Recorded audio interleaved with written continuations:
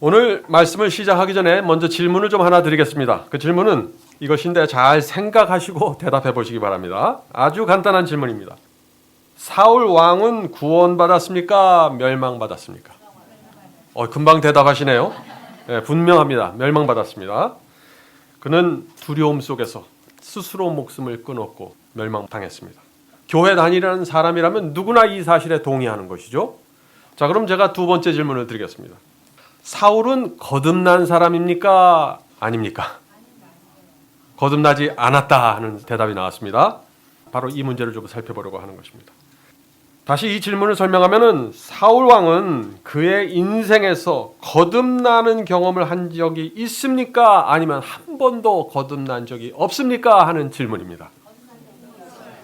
네, 있어야도 나오고 없어야도 나옵니다. 오늘 우리가 이걸 살펴보려고 하는 것입니다. 그런데 이 질문은요, 굉장히 중요한 질문입니다. 사울이 진실로 만약에 거듭남을 경험했다면 어떻게 될까요? 그것은 기독교 전체를 뒤흔들게 되는 것입니다. 왜냐하면 오늘날 기독교회는 이 사울의 예를 들어서 사울이 거듭나지 않았기 때문에 그가 결국 멸망당했다고 믿는 것입니다. 거듭나지 않은 사람들은 멸망당하고 한 번 거듭나면 결코 멸망당할 수 없다고 생각하는 것이죠.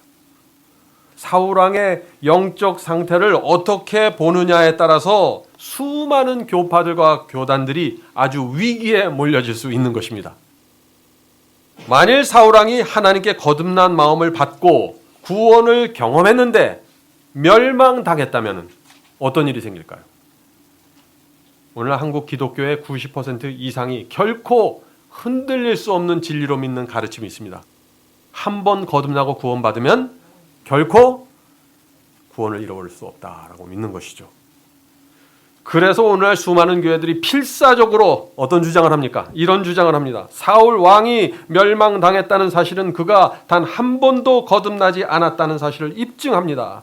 왜냐하면 한 번 거듭나고 구원받으면 결코 구원을 잃어버릴 수 없기 때문이죠. 그래서 저는 오늘 말씀을 시작하기 전에 그렇게 믿는 교회들과 그리스도인들에게 도전을 드리고 싶습니다. 그 도전은 이것입니다. 만일 사울 왕이 거듭남을 깊이 경험했음에도 불구하고 그가 죄에 빠져서 멸망당했다는 사실을 이 시간에 우리가 성경에서 확인한다면 여러분은 어떻게 하시겠습니까? 라는 도전을 제가 드리는 것입니다. 한 번 거듭나고 구원받았으면 결코 구원을 잃어버릴 수 없다는 그 교리를 여러분은 포기하겠습니까? 라는 도전을 제가 드리면서 말씀을 좀 시작하려고 하는 것입니다. 귀 있는 자들은 오늘 말씀을 통해서 빛으로 나오게 될 것이라고 제가 확신합니다. 자, 이제 사울의 생애를 자세히 좀 살펴보도록 하겠습니다. 먼저 사울의 외모부터 한번 체크해보죠. 외모. 사무엘상 9장 2절입니다. 기스가 아들이 있으니 그 이름은 사울이요 준수한 소년이라. 이스라엘 자손 중에 그보다 더 준수한 자가 없고 키는 모든 백성보다 어깨 위는 더하더라. 자, 사울은 잘생겼습니다. 외모가 출중했죠. 키가 또 다른 사람보다 머리 하나는 더 컸다고 했습니다. 한마디로 사울은 멋진 남자였습니다. 자, 그렇다면 이 속사람은 어땠을까요? 속사람. 하나님께서 사울을 왕으로 택했을 때 사울의 그 성품과 마음에 대해서 성경이 무엇이라고 말했을까요? 자, 그 말씀 사무엘상 9장 21절에 있습니다. 사울이 대답하여 가로되 나는 이스라엘의 지파의 가장 작은 지파 베냐민 사람이 아니오며 나의 가족은 베냐민 지파 모든 가족 중에 가장 미약하지 아니하나이까. 당신이 어찌하여 내게 이같이 말씀하시나이까. 자, 이 말씀이 무슨 뜻입니까? 하나님, 왜 저 같은 사람을 이스라엘의 왕으로 선택하십니까? 제가 속한 베냐민 지파는 지파 중에 가장 작은 지파이고 베냐민 지파에서도 저희 집안은 가장 미약한데 하나님, 저는 왕의 자격이 없습니다 라고 대답하는 것입니다. 얼마나 겸손한 태도입니까? 선지자가 사울에게 와서 당신이 왕이 되라고 머리에 기름을 부어주고 하나님께서 왕으로 선택하시고 온 백성이 왕으로 추대를 하는데 지금 어떻게 돼요? 사울이 나는 부족합니다 라고 대답하는 것이에요. 왕의 자격이 없다고 사양하는 것입니다. 오늘날 많은 사람들이 여러분들에게 와서 당신을 이렇게 왕으로 추대하겠습니다 할 때 사양할 수 있는 사람들이 몇 명이나 될까요? 그럼에도 불구하고 오늘날 수많은 교회들은 이런 사울의 모습을 보면서 그는 거듭난 적이 한 번도 없다고 말하는 것입니다. 자, 이제 사울의 영적 상태를 좀 살펴보겠습니다. 점점 더 말씀이 분명해짐을 여러분이 확인할 수 있을 것입니다. 성경은 사울에 대해서 놀라운 말씀을 합니다. 사무엘상 10장 1절, 6절, 9절을 제가 읽겠습니다. 사무엘이 기름병을 취하여 사울의 머리에 붓고 입 맞추어 가로되 여호와께서 내게 기름을 부으사 그 기업의 지도자를 삼지 아니하셨느냐. 내게는 여호와의 신이 크게 임하리니. 자, 여호와의 신이 크게 임한다 하는데 이 여호와의 신이 누구입니까? 성령입니다. 오늘 많은 사람들이 성령은 신약시대 오순절 때부터 시작됐다고 하죠. 그것이 아닙니다. 구약시대부터 창조 때부터 성령은 존재했고 역사가 시작된 것입니다. 자, 계속해서 말씀 읽어보죠. 너도 사울도 그들과 함께 예언을 하고 변하여 새 사람이 되니라. 새 사람이 된다는 뜻이 무엇이죠? 옛사람을 버리고 새 사람이 된다는 것입니다. 거듭났다는 것입니다. 자, 9절 읽겠습니다. 그가 사울이 사무엘에게서 떠나려고 몸을 돌이킬 때 하나님이 무엇을 주셨고? 새 마음을 주셨고 그날 그 징조도 다 응하니라. 분명하지 않습니까?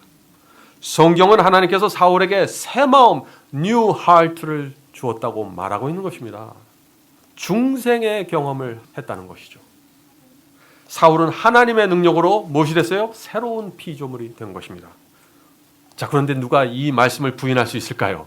틀림없는 말씀입니다. 자, 그러면 이제 제가 여러분에게 다시 묻겠습니다. 사울은 거듭난 사람이었습니까? 네, 그렇습니다. 확실합니다. 사울은 구원의 경험에 아주 깊이 들어갔습니다. 자, 그런데 바로 여기서 문제가 생기는 것입니다. 그런 사울이 결국 자기 칼에 엎드려서 그의 인생 끝에 스스로 목숨을 끊고 멸망으로 들어가게 되는 것입니다. 무슨 일이 생긴 것입니까? 한 번 구원받으면 결코 구원을 잃어버릴 수 없다 하는 이 교리의 입장에서 볼 때는 있을 수 없는 일이 생겨버리고 만 것이죠. 성도 여러분, 사울의 이야기는 큰 소리로 지금 외치고 있는 것입니다. 아무리 고결한 경험을 한 그리스도인일지라도 멸망당할 수 있다는 사실을 선포하고 있는 것입니다. 이 말씀은 우리에게 경고를 주고 있는 것입니다. 누구에게요? 거듭남을 경험한 사람들에게도. 이 바울의 영적인 경험은요, 거기서 끝나지 않습니다. 자, 사무엘상 10장 10절입니다. 그들이 산에 이를 때 선지자의 무리가 그를 영접하고 하나님의 신이, 성령이죠, 하나님의 신이 사울에게 크게 임함으로 그가 그들 중에서 예언을 하니. 얼마나 분명합니까? 오늘날 기독교인 중에 이 사울 정도의 영적 깊이를 갖고 있는 사람들이 얼마나 많을까요? 그럼에도 불구하고 현대 기독교에는 사울은 구원을 단 한 번도, 거듭남을 단 한 번도 경험하지 못했기 때문에 멸망당했다고 말하는 것입니다. 성도 여러분, 사탄은 틀림없이 오늘 우리가 나누는 이 말씀을 굉장히 싫어할 것입니다. 왜냐하면 오늘 기독교회를 혼란 가운데 빠뜨리고 있는 그 한 교리, 그것이 무너지게 되기 때문입니다. 그것이 무엇입니까? 한 번 구원은 영원한 구원. 자, 경건했던 사울왕이 그런데 어떻게 하다가 멸망을 당하게 되었을까요? 이 질문은 굉장히 중요한 질문이죠. 왜냐하면 저와 여러분도 사울의 운명 속으로 들어갈 수 있기 때문에 그런 것입니다. 자, 사울은 왕이 돼서 한동안 아름다운 성품으로 살았습니다. 사탄은 그런 믿음과 신앙을 가진 사람들을 내버려 둘까요? 내버려 둘 수 없죠. 공격하는 것입니다. 그래서 사울이 왕이 되자마자 사탄의 공격은 시작되는 것입니다. 왜 공격했을까요? 거듭나고 새 마음을 받은 이 사울 왕을 지옥으로 끌고 가기 위해서 공격한 거 아니겠어요? 예? 한 번 거듭나고 구원받으면 결코 구원을 잃어버릴 수 없다는 것이 진리라면 공격을 왜 해요? 공격해도 아무 소용이 없는데. 그것은 거짓이기 때문에, 그렇지 않기 때문에 사탄이 가서 공격하기 시작하는 것입니다. 한 번 구원받으면 멸망받을 수 없다, 한 번 거듭나면 멸망받을 수 없다는 것이 진리라면 사탄은 거듭난 사람들 전혀 공격하지 않게 되는 거 아닙니까? 자, 그러면 이제 사탄이 사울을 어떻게 공격하는지 좀 살펴보도록 하겠습니다. 사탄의 첫 번째 공격은 사무엘상 10장 27절에 나옵니다. 어떤 비류는 가로되 이 사람이 어떻게 우리를 구원하겠느냐 하고, 자, 사울이 어떻게 우리를 보호하겠냐 하고 멸시하며 예물을 드리지 아니하니라. 그러나 그는, 이 사울 왕은 어떻게 해요? 잠잠하였더라. 자, 이것이 어떤 장면입니까?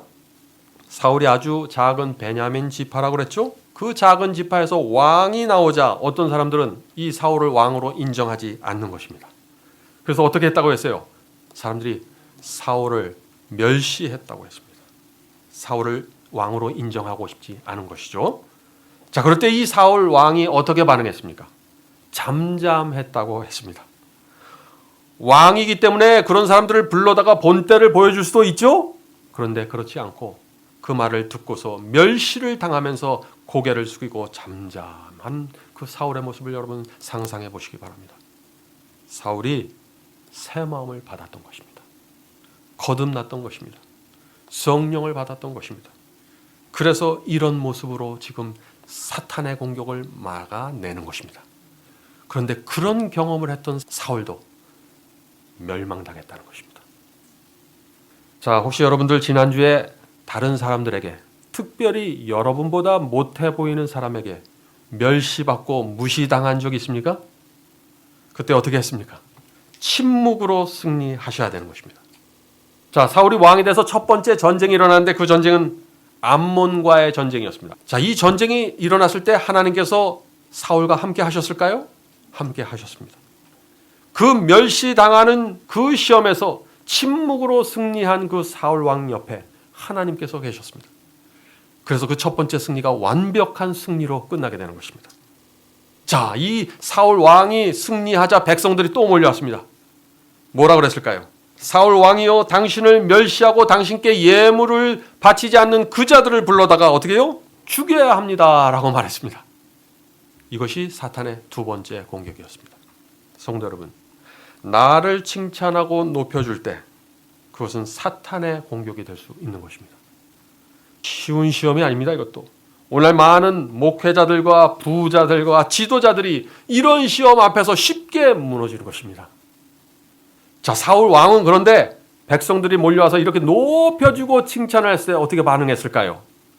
사무엘상 11장 13절에 말씀이 나옵니다. 사울이 가로되 이날에는 사람을 죽이지 못하리니 여호와께서 오늘날 이스라엘 중에 구원을 베푸셨습니다.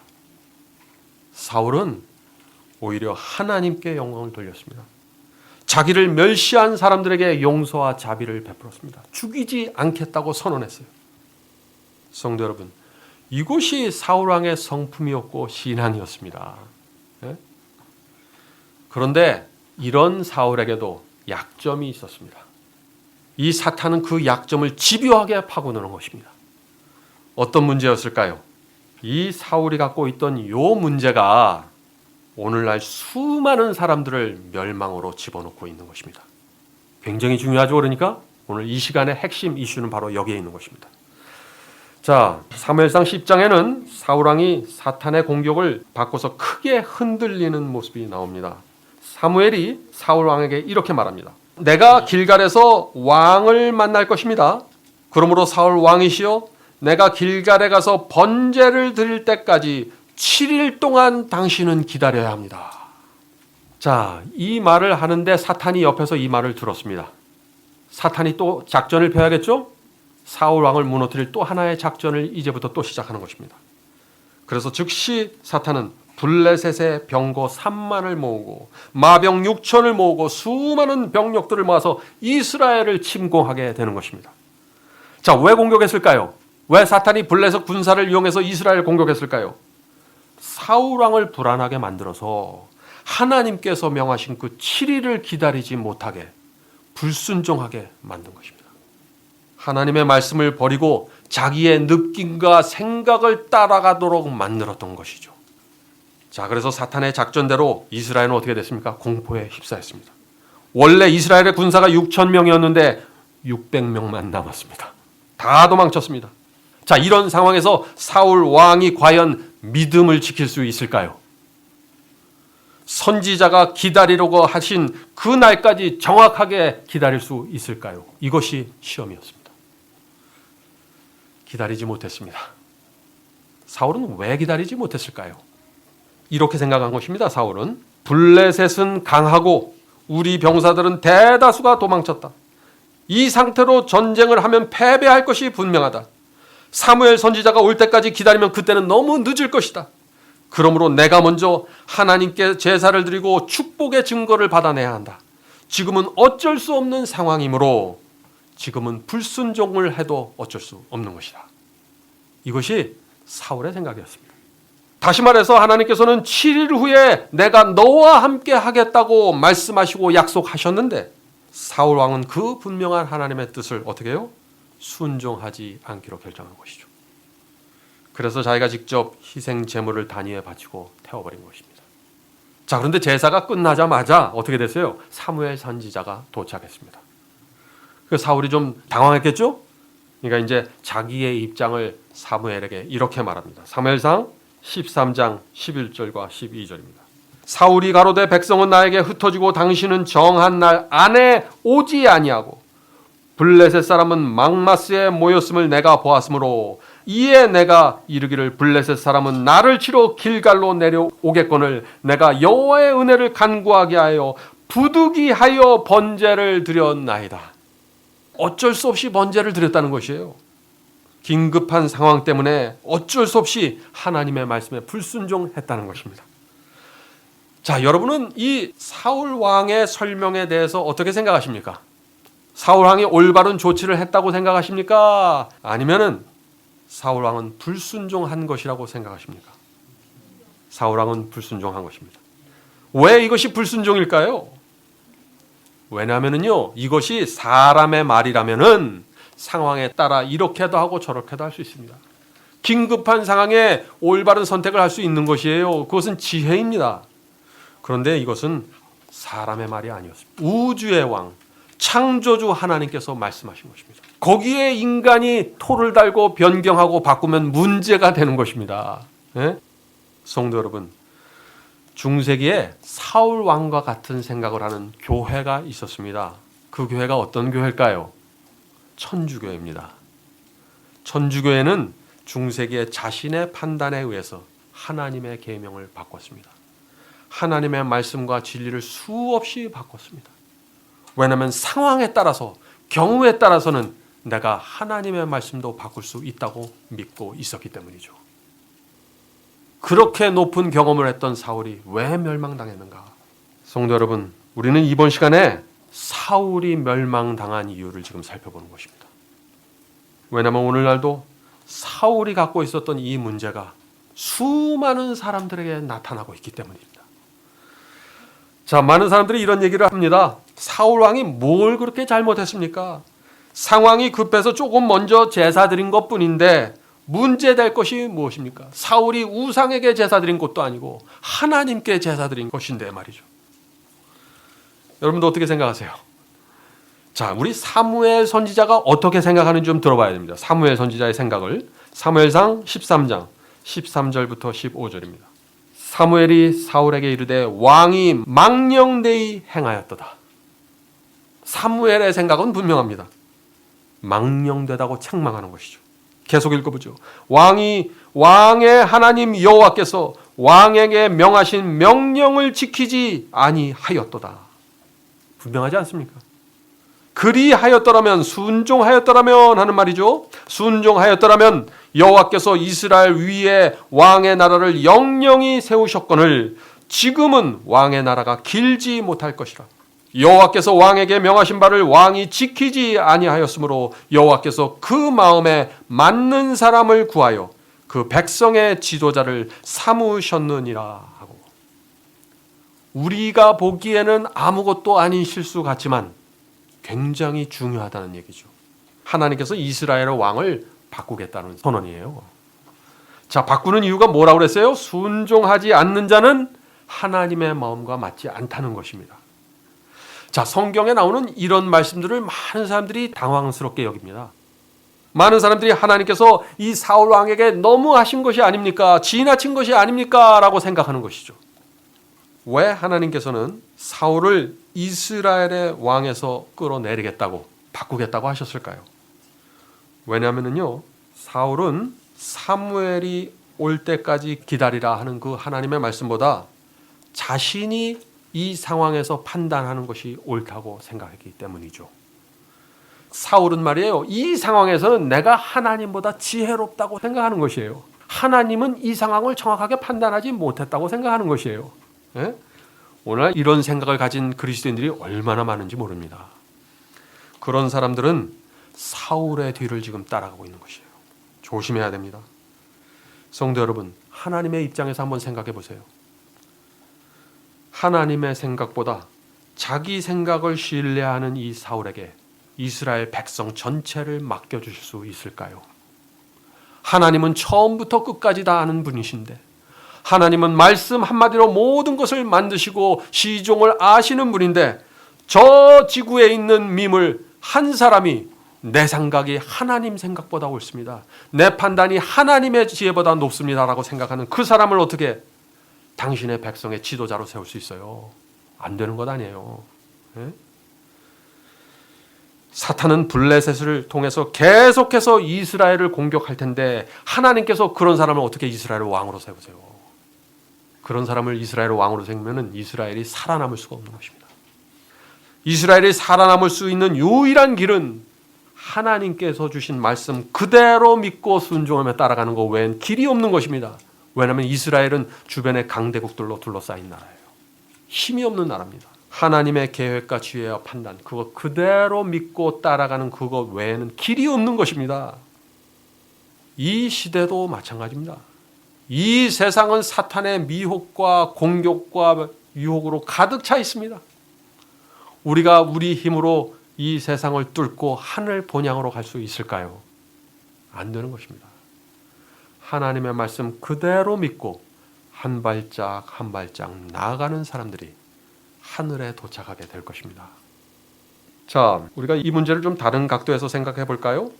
만일 저 중국에 있는 시진핑 주석이 오늘 여러분에게 직접 전화를 해갖고 7일 후에 나와 만납시다 라고 말한다면 여러분들 7일을 기다리시겠어요?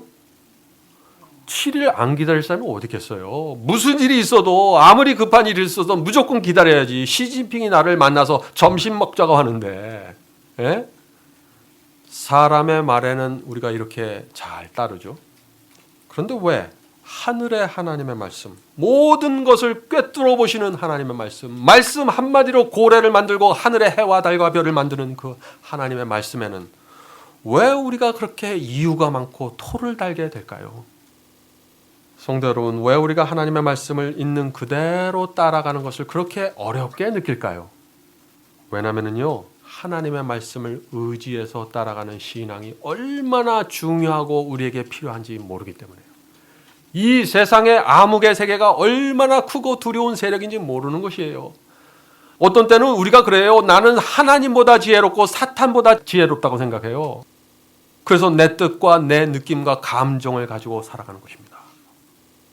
성도 여러분, 이 사울의 생애를 살펴보면요, 말씀 그대로 믿고 따라가는 신앙이 아니면 사탄의 공격에 견딜 수가 없는 것입니다. 왜냐하면 사탄은 바로 그 점을 노리면서 우리에게 도전하고 있기 때문이죠.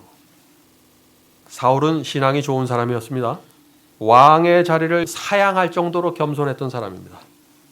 왕인 자기를 멸시한 그 사람을 자비롭고 용서해 줄 정도로 마음이 좋은 사람이었습니다. 온 백성들부터 높은 칭찬과 높임을 받았지만은 겸손을 유지했던 사람입니다. 그런데 무엇이 부족했어요? 하나가 부족한 겁니다. 하나. 그게 뭐예요? 말씀 그대로 따라가는 신앙. 바로 거기서부터 사울이 무너졌던 것입니다. 오늘날 많은 그리스도인이 바로 이 점에서 무너지고 있는 것입니다. 겸손합니다. 말을 부드럽게 합니다. 친절합니다. 온유합니다. 예의가 있습니다. 그러나 말씀 있는 그대로 따라가지 않습니다. 그래서 무너지게 되는 것입니다. 성도 여러분, 신앙은요, 착하고 부드러운 것이 아닙니다. 제 친구 중에 하나님을 믿지 않지만 착하고 부드러운 사람들이 많이 있어요. 아주 정직합니다. 그런 것은 신앙이라고 부르는 것이 아니라 인격이 좋다고 얘기하는 것이에요. 그런 인격은 불교에도 있고 이 세상에 많이 있어요. 그렇다면 참된 신앙은 무엇일까요? 그것은 하나님의 입에서 나오는 말씀이라면 제가 믿고 따라가겠습니다. 주여 말씀만 하옵소서, 제가 여기 있습니다. 이것이 신앙입니다. 성도 여러분, 우리는 정말 솔직해져야 됩니다. 믿지 않으니까 순종하지 않는 것이에요. 그래서 사도 야고보가 행함이 없는 믿음은 죽은 믿음이라고 한 것 아닙니까? 근데 오늘날 많은 사람들이 이런 말을 하죠. 하나님, 나는 정말 하나님을 믿고 사랑합니다. 그러나 순종하기는 참 어렵네요. 만일 여러분의 자녀가 우리에게 이런 식으로 얘기하면 여러분은 어떻게 느끼겠어요? 아버지, 나는 정말 아버지를 사랑하고 존경합니다. 그런데 아버지의 말씀을 따르고 싶지는 않습니다. 왜냐하면 아버지 뜻보다는 내 뜻이 중요하고 아버지의 생각보다는 내 생각이 중요하기 때문입니다. 물론 아버지가 제게 물려주는 그 재산과 축복은 제가 받을 마음이 있습니다. 그러나 아버지의 말씀에 순종하고 싶지는 않습니다. 판단은 제가 하겠습니다. 저에게 맡겨주십시오. 여러분의 자녀들이 여러분에게 이런 말을 하면 어떻게 할까요? 그래서 예수께서도 이렇게 말씀하신 것입니다. 마태복음 7장, 나더러 주여 주여 하는 자마다 다 천국에 들어갈 것이 아니요 다만 하늘에 계신 내 아버지의 뜻대로 행하는 자라야 들어가리라. 내가 그들에게 밝히 말하되 내가 너희를 도무지 알지 못하노라. 이것이 하나님의 입장입니다. 자, 우리 또 다른 문제 하나 살펴보죠. 오늘 많은 사람들이 상황윤리를 신앙으로 착각하고 있습니다. 자, 이 말이 무엇인가? 상황윤리라는 것이 있는데 이 상황윤리라는 것은 하나님의 말씀과 계명에 의해서 판단하거나 결정하지 않고 그때그때 상황마다 내가 판단하는 것입니다. 그게 상황윤리예요. 자, 쉽게 말하면 이 상황윤리라는 것은 홍길동식 사고방식이에요. 홍길동식 사고방식이 뭐예요? 홍길동이 부자들의 재산을 훔쳐다가 가난한 자들에 나눠주면서 나는 의적이다 그랬잖아요. 하나님의 10계명에 도적질을 하지 말라는 계명이 있는데 그 도적질한 물건을 가난한 사람에 나눠주니까 나는 죄를 범한 것이 아니라 나는 불순종한 것이 아니다라고 생각하는 것이죠. 이것이 상황윤리입니다. 사울이 바로 그런 생각에 빠진 것이에요. 이렇게 생각하는 것이에요. 하나님께서 사무엘 선지자가 올 때까지 기다리라고 명령하셨지만 나는 기다릴 수 없었다. 왜냐하면 전쟁에서 승리하기 위해서는 어쩔 수 없이 불순종할 수밖에 없는 것이기 때문이다. 나는 순수한 동기로 불순종했기 때문에 내 양심은 떳떳하다. 이것이 상황윤리입니다. 사랑하는 성도 여러분, 내 양심이 중요합니까? 하나님의 말씀과 계명이 중요합니까? 내 양심은요, 틀릴 수가 있어요. 내 양심은 상황마다, 느낌마다, 감정마다 달라질 수가 있는 것이에요. 내 양심은 오전이 다르고 오후가 다를 수 있는 것입니다. 그러므로 항상 흔들리지 않고 변치 않는 하나님의 말씀을 보면서 따라가야 되는 것입니다. 그래야 실수하지 않습니다. 물론 동기와 의도가 중요합니다. 그러나 우리의 동기와 의도가 하나님의 말씀과 계명과 정면으로 충돌하면 우리가 어떻게 해야 될까요? 내 생각과 내 의도를 버리고 하나님의 생각을 받아들여야 되는 것입니다. 그런 것이 신앙입니다. 자, 오늘 우리가 무엇을 찾아보고 있죠? 사울이 멸망당한 이유를 지금 찾아보고 있는 것입니다. 하나님께서 사울의 이런 정신과 이런 태도를 정죄하시는 것입니다. 자, 이 사무엘 15장을 보면요, 다시 한번 똑같은 사울의 문제가 나타납니다. 하나님께서 이 사울에게 아말렉 족을 진멸하라는 명령을 주십니다. 사무엘상 15장 1절부터 3절 읽겠습니다. 사무엘상 15장 1절부터 3절. 사무엘이 사울에게 이르되 이제 왕은 여호와의 말씀을 들으소서. 만군의 여호와께서 이같이 말씀하시기를 아말렉이 이스라엘에게 행한 일 곧 애굽에서 나올 때 길에서 대적한 일로 내가 그들을 벌하노니 지금 가서 아말렉을 쳐서 그들의 모든 소유를 남기지 말고 진멸하되. 자, 진멸하는데 누구까지 진멸해요? 남녀와 소아와 젖 먹는 아이와 우양과 낙타와 나귀를 죽이라 하셨나이다. 자, 이 장면에서 하나님께서 당신의 뜻을 분명히 밝히셨습니까? 여기 이해 못할 것이 있나요? 분명하게 밝히셨습니다. 자, 사울이 이번에는 순종할까요? 자, 사무엘상 15장 9절에 사울의 모습이 나옵니다. 사울과 백성이 아각과 그의 양과 소의 가장 좋은 것 또는 기름진 것과 어린 양과 모든 좋은 것을 남기고, 자, 좋은 것을 다 남겼어요. 진멸하기를 즐겨하지 아니하고 가치 없고 하찮은 것은 진멸하니라. 사울이 또다시 불순종하는 것입니다. 분명한 하나님의 말씀 앞에서 자기 생각을 또 갖게 되는 것입니다. 성도 여러분, 사울의 문제가 무엇입니까? 지금 계속해서 똑같은 유형의 죄가 반복하죠? 이것이 사울이 멸망당한 이유라는 것입니다. 성경은 그것을 말하고 있는 것이에요. 하나님의 명령보다 내 생각이 옳다는 문제에서 지금 사울이 빠져나오지를 못하는 것이에요. 사탄이 공격할 때마다. 자, 그런데 이 사울은 왜 자기 생각이 하나님의 생각보다 옳다고 생각했을까요?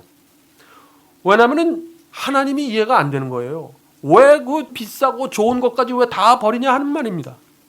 자기는 그것이 마음에 들지 않는다는 것이에요. 네?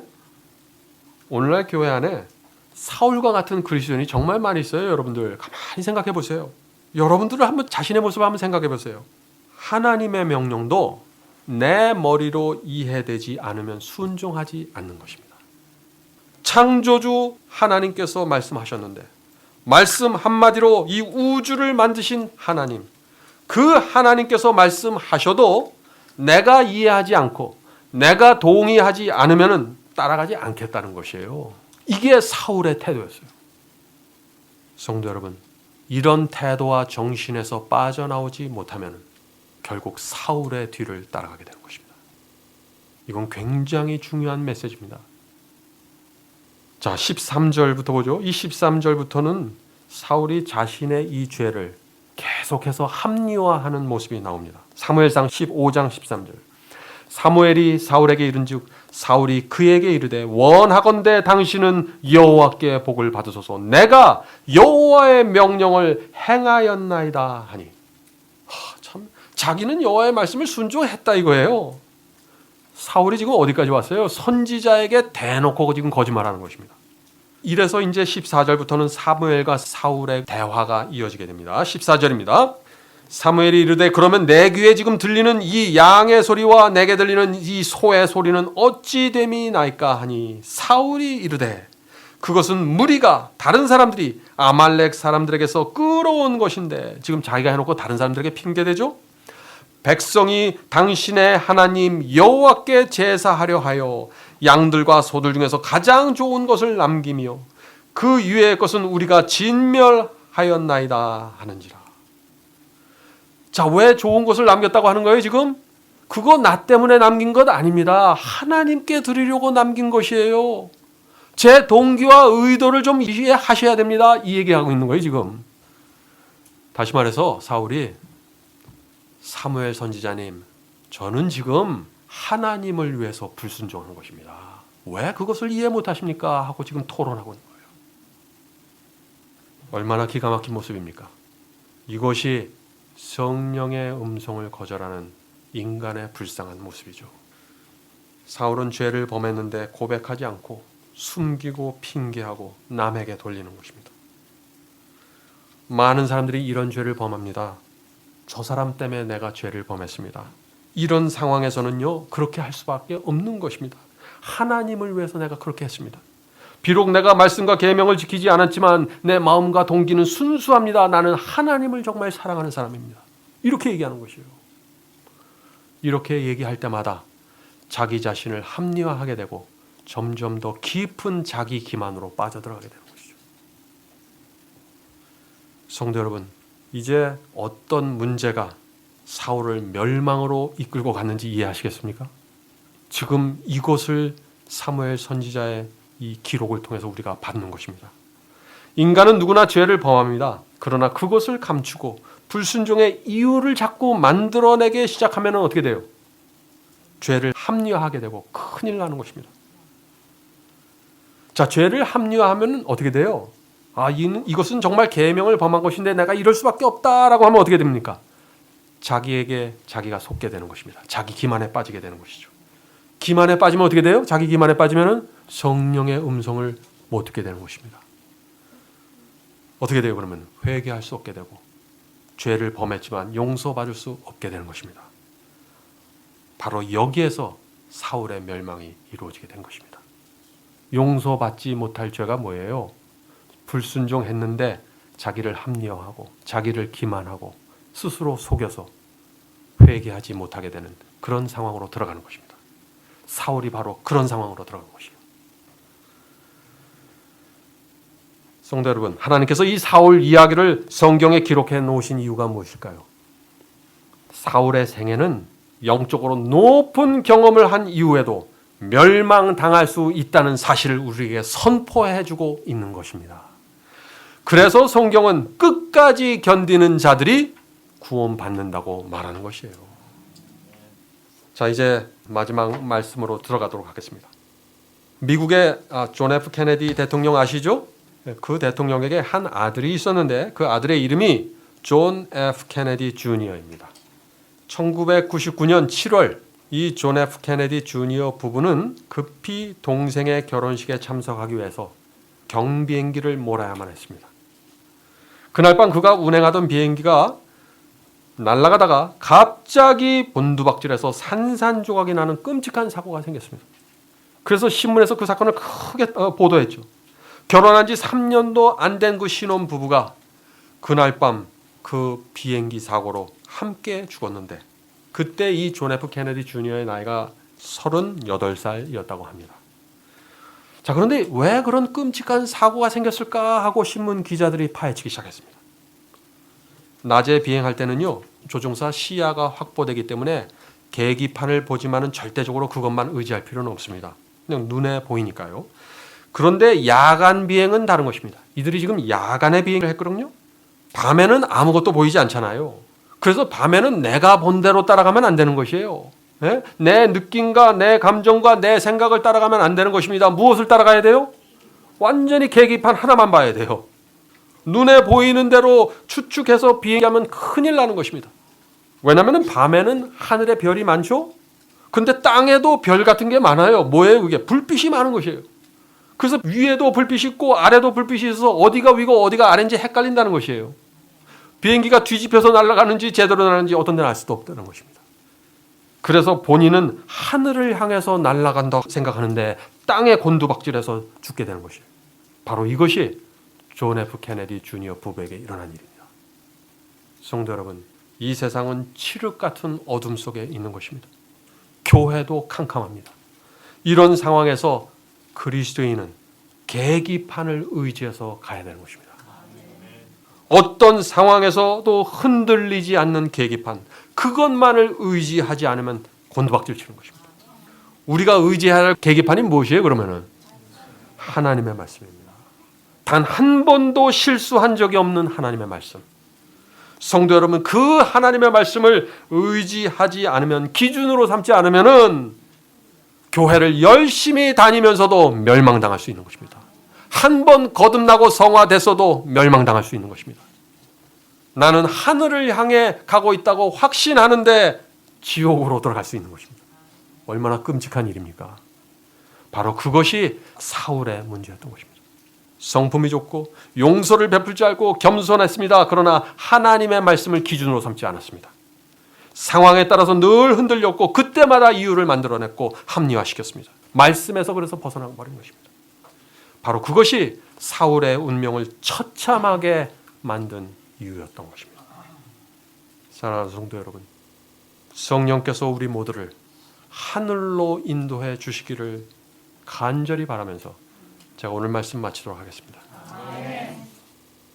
하늘에 계신 아버지, 하나님은 우주를 창조하시고 지배하는 왕이신데, 하나님은 강한 성체이신데 저희가 때때로 두려움에 사로잡히고 불안해하면서 살아가고 있습니다.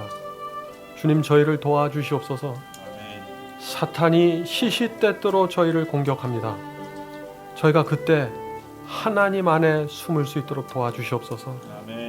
하나님의 말씀을 살아있는 계기판으로 붙잡고 살아갈 수 있도록 붙잡아 주시옵소서.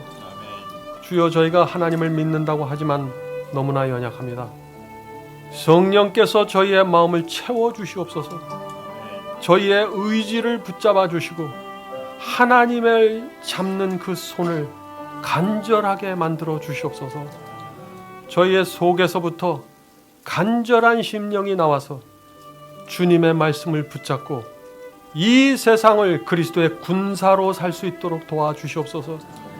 성령께서 저희의 갈 길을 인도해 주시고 보호해 주신다는 그것을 우리가 믿음으로 믿고 나갈 수 있도록 도와주시옵소서. 저희 교회에 축복해 주시고 이 교회에서 하나님의 살아있는 증인들이 나올 수 있도록 도와주시옵소서. 예수님의 이름으로 간절하게 기도드립니다.